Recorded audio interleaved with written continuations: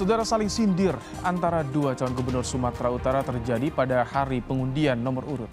Menantu Jokowi Bobi Nasution menyindir Edi Rahmayadi soal jalan di Sumut yang rusak, padahal menelan anggaran 7 triliun rupiah. Bagus jalan di Aceh, bagus jalan di Sumatera Barat, begitu masuk Sumut, kejedot kepala kita.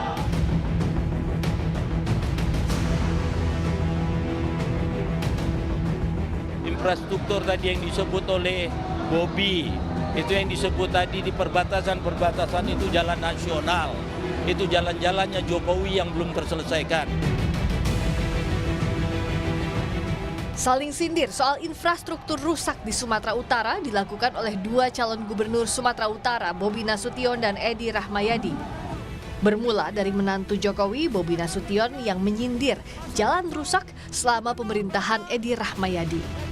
Menantu Presiden Jokowi itu bilang masih banyak jalan di Sumatera Utara yang rusak, padahal anggarannya mencapai 2,7 triliun rupiah. Kalau disupirin, nggak usah. Begitu tahu tujuan yang mau ke Sumatera Utara, tahu kita kapan sampainya. Kapan sampainya? Pas kepala kita kejedot di mobil. Artinya apa? Bagus jalan di Aceh, bagus jalan di Sumatera Barat, begitu masuk Sumut, kejedot kepala kita. Benjol kepala kita. Karena infrastruktur yang ada di Sumatera Utara mungkin belum merata. Pernyataan Bobi direspons oleh Edi Rahmayadi.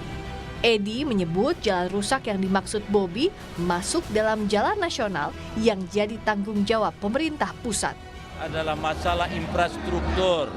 Infrastruktur tadi yang disebut oleh Bobi, itu yang disebut tadi di perbatasan-perbatasan itu jalan nasional.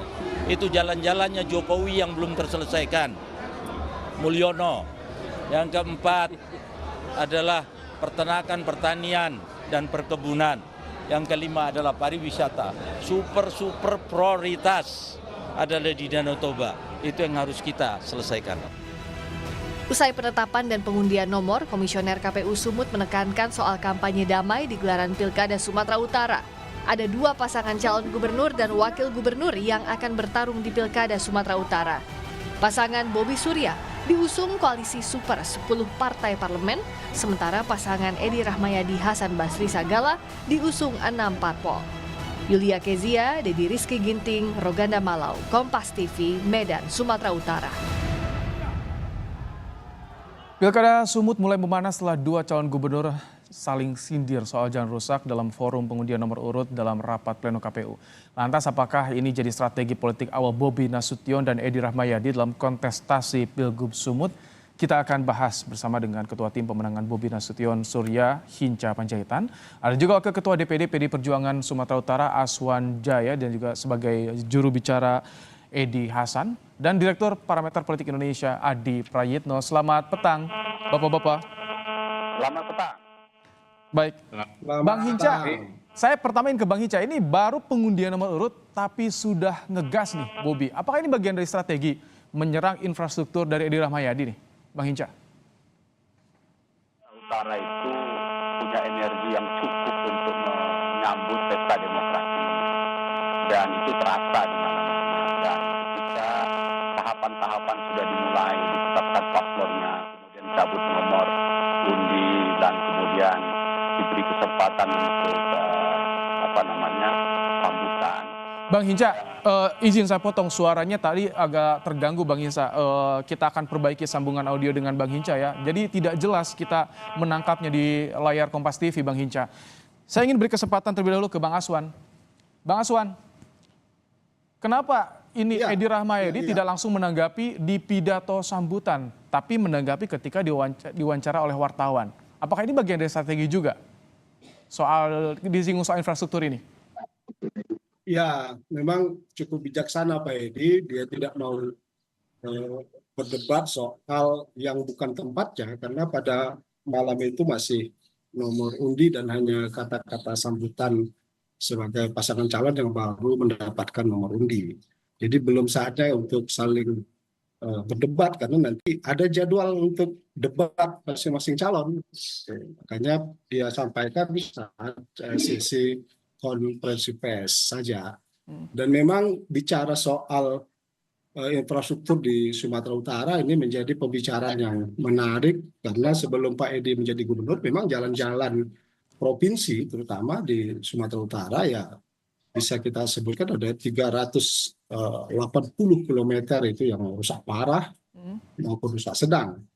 Tetapi kemudian oleh Pak Edi Rahmayadi saat dia menjadi gubernur komitmen yang cukup kuat untuk melakukan berbagai perbaikan dengan menganggarkan 2,7 triliun dari tahun jamak ya 2022, 2023 dan 2024. Oke.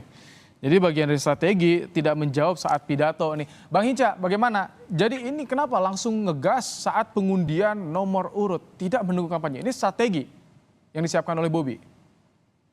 Pertama tadi aku nggak dengar mungkin audionya ya, tapi yang tadi respon Bang Aswan nggak dengar saya, tapi ini pertanyaannya yang saya jawab ya.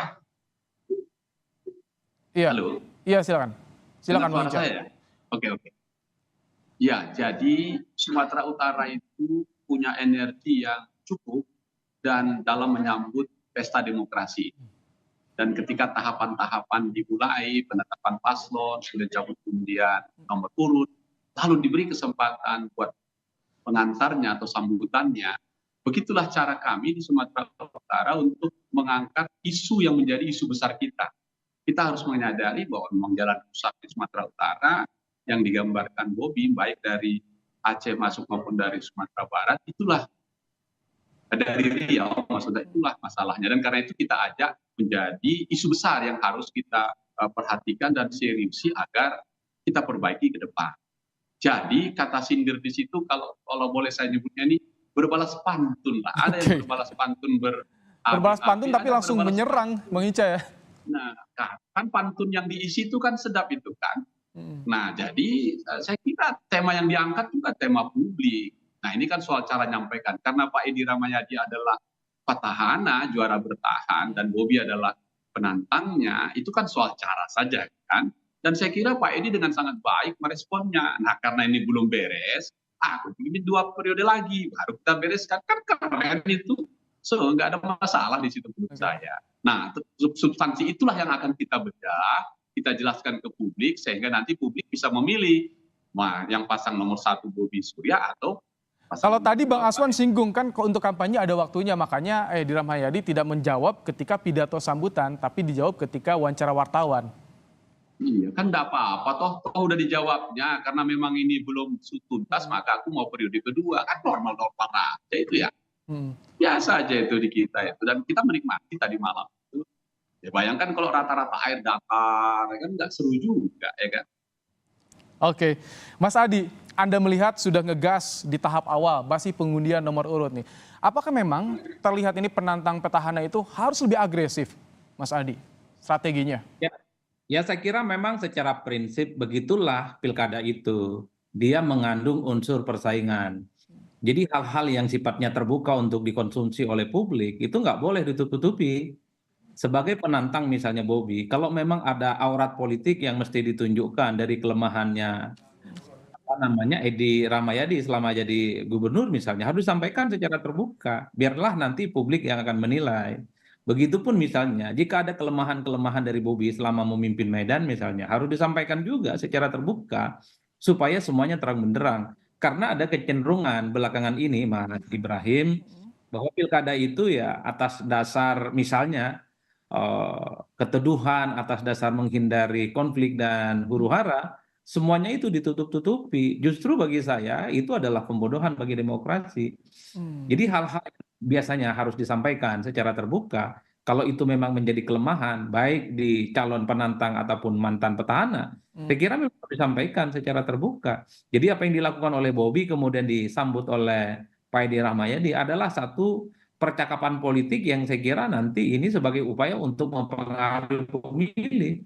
Persoalan siapa yang salah, persoalan siapa yang benar, tentu bagaimana ini menerjemahkan ke pemilih. Per hari ini tentu kubu Edi Rahmayadi ingin menyampaikan bahwa yang dikritik oleh Bobi itu bukan pembangunan yang dilakukan oleh dirinya, tapi yang dilakukan oleh Jokowi. Begitupun sebaliknya, ketika misalnya Bobi mengkritik infrastruktur di Sumut itu adalah hancur-hancuran, itu adalah sebagai bentuk ketidakberhasilan Edi Rahmayadi sebagai gubernur. Ini tentu sebagai upaya untuk mendapatkan faedah politik elektoral. Jadi yang Oke. semacam ini menurutnya harus disampaikan, tidak perlu ditutup-tutupi supaya semuanya transparan dan terang-terangan. Oke. Jangan maknai pilkada itu seperti Mas Salim. Baik, Bang Aswan, kenapa ketika jawaban Edi Rahmayadi disinggung soal infrastruktur, menyinggung juga menjadi balik dengan ini jalan nasional, PR-nya Jokowi? Ya, sebenarnya tidak hanya itu. Pidato Pak Edi Rahmayadi di awal justru sangat bagus, mengingatkan kepada kita semua bahwa pilkada ini bagian dari demokrasi. Dia mengingatkan bahwa demokrasi ini harus kita jaga dengan baik, seluruh pelaksana, KPU, Bawaslu, APH itu berjalan dengan netral dan objektif. Karena memang bising kali terdengar bahwa akan ada keberpihakan untuk salah satu pasangan calon. Itu yang pertama yang dia ingatkan, bahwa demokrasi ini harus kita jaga, benar-benar dijaga dan netral sehingga menghasilkan hasil yang objektif berdasarkan dari aspirasi rakyat Sumatera Utara. Nah, kedua, dia merespon bahwa apa yang dinyatakan oleh Bobi ya benar, kalau dari Aceh, dari Sumatera Barat masuk ke Sumatera Utara itu kan pasti jalan-jalannya nasional, lintas provinsi. Makanya dia bilang ya itu bukan tanggung jawab seorang gubernur, tapi tanggung jawab seorang presiden. Nah, kemudian Pak Edi melakukan berbagai hal ya terkait dengan jalan. Dia sudah anggarkan 2,5 itu sudah berjalan sedemikian rupa. Memang ada yang belum sekitar 700 miliar yang belum terrealisasi di tahun ketiga. Nah, kemudian juga saya ingin ingatkan juga Pak Bob juga kalau bicara misalnya di Kabupaten Asahan, wakil beliau itu Asahan tuh luar biasa hancur-hancurnya itu jalan. Kalau Pak Adi nanti mau ke Asahan, Pak Adi jalan kabupaten tuh, ampun kita di sana hancur-hancuran, nggak juga punya komitmen apapun. Nah, jadi ini bagian dari strategi ketika mengkaitkan dengan PR jalan nasional yang harusnya dikerjakan oleh Jokowi, ini bagian dari strategi untuk counter narasi infrastruktur dari Edi. Iya, karena gini ya, kalau kita objektifnya begini, nasional, provinsi, kabupaten ini kan harus sinergis dalam membangun satu wilayah, apakah nasional, provinsi maupun kabupaten.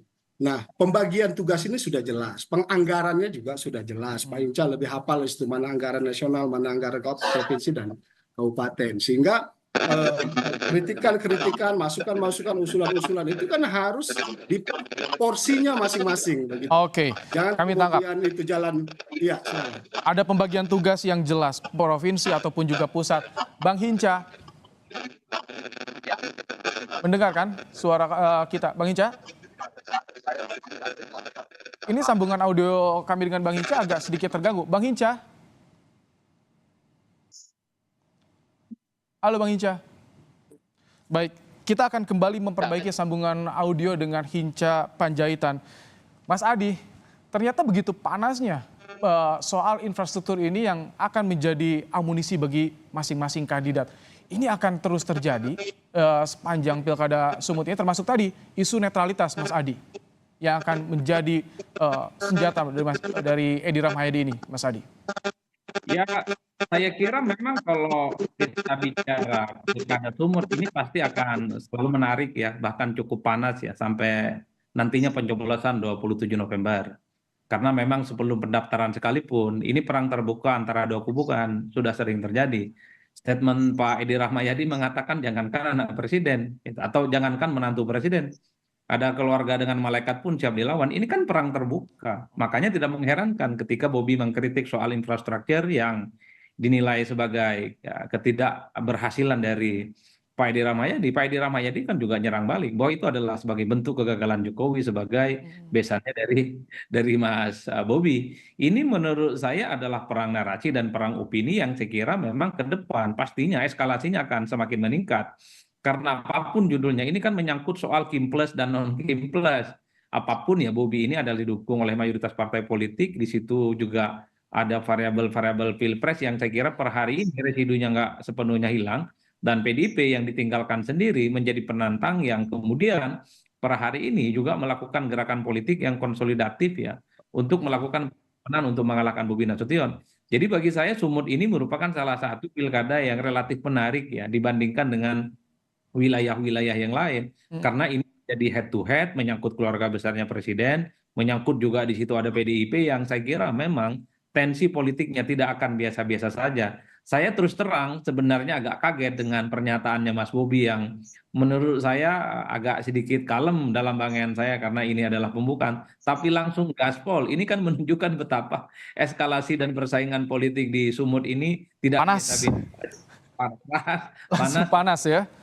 Ya, untuk sangat layak untuk kita tunggu nih. Oke. 3 bulan ke depan seperti apa. Baik, kita ke Bang Hinca. Bang Hinca, melalui sambungan telepon ya. Tadi agak terganggu audionya, Bang Hinca.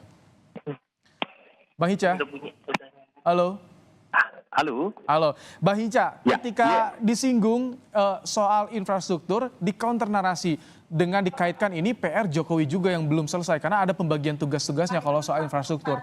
Bagaimana dari Anda menanggapi soal ini, Bang Hinca? Ya, Disinggung lagi Jokowi ini. Ya, sekali lagi tadi saya nggak mendengarkan dialog tadi, jadi mohon maaf nanti kalau responnya nggak pas dengan teman-teman dua narasumber lain ya.